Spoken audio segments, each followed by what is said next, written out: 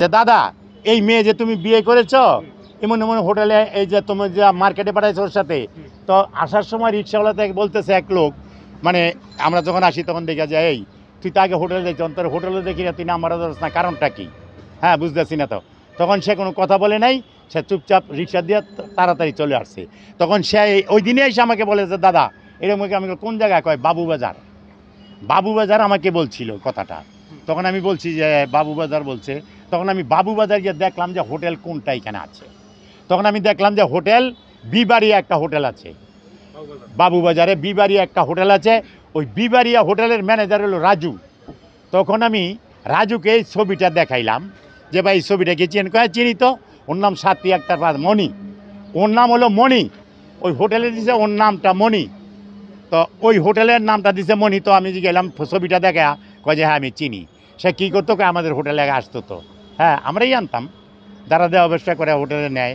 তো আমি তারপর আমি ঠিক আছে দাদা, এখন যেহেতু বিয়ে করে ফেলেছি, এখন তো আমি এটা মানুষের সমাজে প্রকাশ করতে পারি না, তাই না? আমি ওকে রাত্রেবেলায় জিজ্ঞাসা করছিলাম যে তোমার জীবনে, তখন আমি একদিন জিজ্ঞাসা করার পরে সে বললো দেখেন আমার বিয়ে হয়েছে আগে, ঠিক আছে, কিন্তু হ্যাঁ তখন সে মানে মুখটারে চুপ করে রাখছিল। তারপর আমি আরও জানলাম, এবং যাত্রাবাড়িতে কোন কোন হোটেলে সে যায়। যাত্রাবাড়িতে কিছু কিছু হোটেলে মানে যাদের কাছে ছবিগুলি থাকে দেওয়া ব্যবসার, ওরা কিন্তু কোনো কাস্টমার গেলে ছবিগুলি আগে দেখায় যে আপনি কোনটা পছন্দ করেন।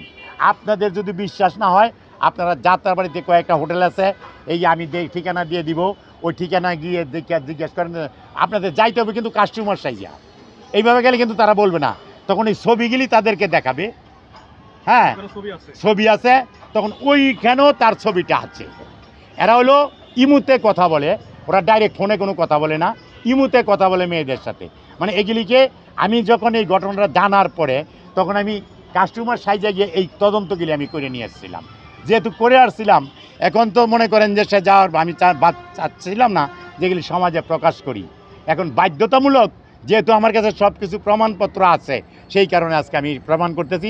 ওর খালা ওই ব্যবসা করে, জিঞ্জিরা থাকে ওর খালা, ওর মামি থাকে জিঞ্জিরা এই ব্যবসা করে, ওর একটা থাকে হইলো আপনার তেলঘাট, ওর খালা ওইখানে ওই ব্যবসা করে, ওর মা এই ব্যবসা করে, ওর আন্টি এই ব্যবসা করে। মানে ওরা একটা চক্র, ওরাই একটা চক্র।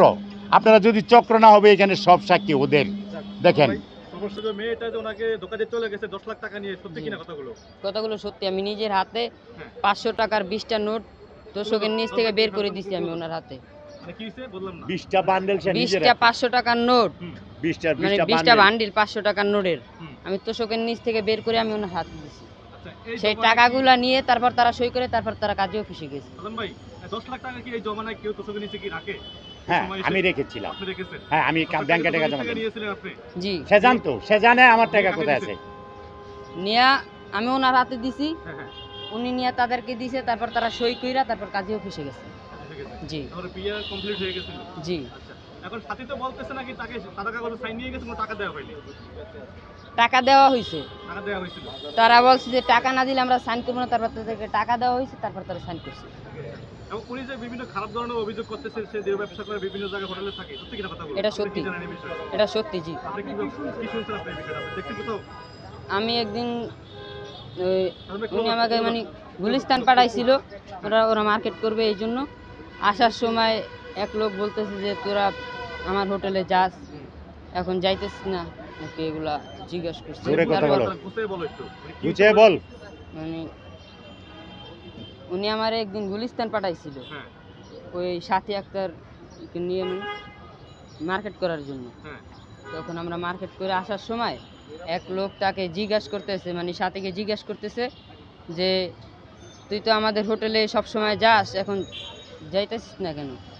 তারপর আর কোনো কথা হয়নি, রিক্সা জোরে টান দিয়ে চলে গেছে। জি জি জি।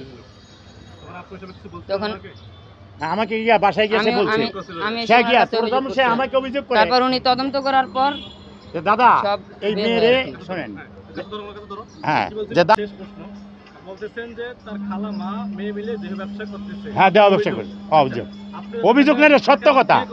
ওর খালার ছবি তো আমার কাছে নাই, কিন্তু ওর ছবি, ওর প্রমাণ, কথার প্রমাণ, এবং তার কিছু কিছু ভিডিও চিত্র। আর শোনেন আমি এইটাও বলি আপনাকে, আপনারা যদি বিশ্বাস না করেন, প্রতিটা হোটেলে সিসি ক্যামেরা থাকে, যখন কোনো কাস্টমার ওই হোটেলে উঠে তখন কিন্তু সেইখানে কোনো একটা মেয়ে কিন্তু তারাই ভাড়া করে আনে, হোটেলওয়ালারা ভাড়া করে আনে, কিন্তু আনার পরে কি করে জানেন, ওইখানে বলে যে এরা স্বামী স্ত্রী, যে রুমে দেয় ওই খাতায় এন্ট্রি করে স্বামী স্ত্রী হিসাবে। বাই চান্স যদি দুর্ঘটনা ঘটে, সব খবর নিছিলেন? হ্যাঁ আমি সব খবর নিয়েছি। এখন সাথী আপনার স্ত্রী, হ্যাঁ সে এখন দুই ব্যবসা মনে হয় একসময় করছে হয়তো, হ্যাঁ এখন আর করে না। এখন করে কিনা জানি, এখনো করতে পারে সে। ঠিক আছে, বুঝতে পারছি, এখনো করে মনে করেন। সে একটা কথা আমাকে বলছিল, আবার যদি আইনগতভাবে সেই ব্যবস্থা করে আপনাকে আনবেন কিনা তাকে আবার? আমি সেটা কোর্ট যে ডিসিশন নেবে, আনবো কিনা সেটা হলো পরের প্রশ্ন, কোর্টের ডিসিশনের পরে। চাওয়া পাওয়া কি আছে সেটা বলেন একটু। আমার চাওয়া পাওয়া দেশবাসীর কাছে এটাই, সে যে মিথ্যা কথাগুলি বলতেছে তারে জোরপূর্বক আমি আপনাদেরকে প্রমাণ দেখাই দিয়েছি আজকে, যে আমি সেটাকে প্রমাণ দেখাই দিয়েছি যে আমি কি তাকে মিথ্যা কথা বলেছি, জোর করে বিয়ে করেছি, না এমন কিছু করেছি।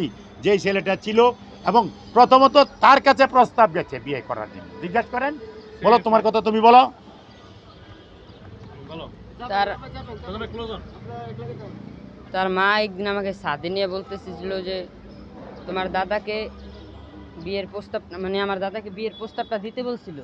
তখন আমি তাদেরকে বলছিলাম যে না, ওনাকে বিয়ের প্রস্তাব দিলে তো, উনি আমাকে বলছে যে কোনোদিন বিয়ে করবেন না, ওনাকে বিয়ের প্রস্তাব দিলে তাহলে উনি আমাকে মারধর করতে পারেন।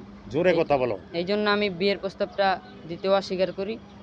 তারপর মেয়ের মা নিজেই তাকে বিয়ের প্রস্তাবটা দেয়, মানে তাকে ভুলিয়ে বেলিয়ে তারপর মেয়ের মা বিয়ের